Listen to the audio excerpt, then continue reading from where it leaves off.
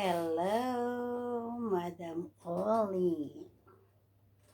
Mga kaibigan, mga kalaban, gusto niyo ba ang gayuma?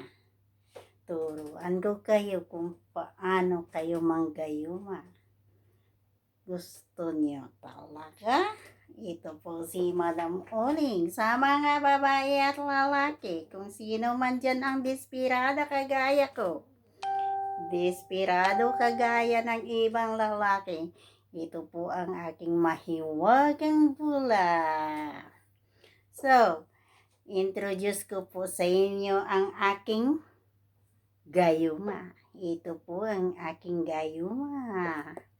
Ito po ay made of balat. Balat ng kahoy. Balat ng sibuyas. Balat kayo pala lahat ito.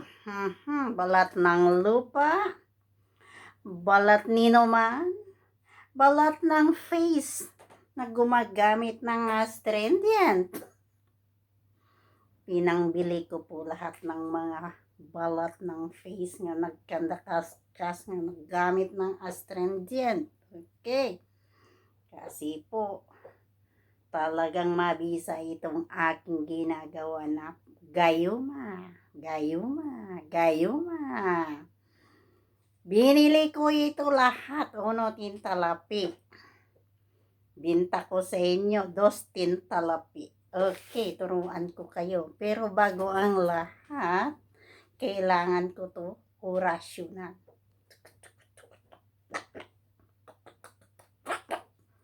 Ito po ay na-orasyonan na. Tapos, lagyan ko po na aking laway.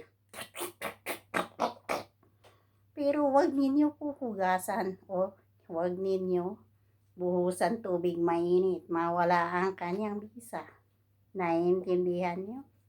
Ito na po. Buhusan nyo ng tubig kasi hindi po mag-effect kung hindi kayo makatikim ng bakterya ni Madam Oling.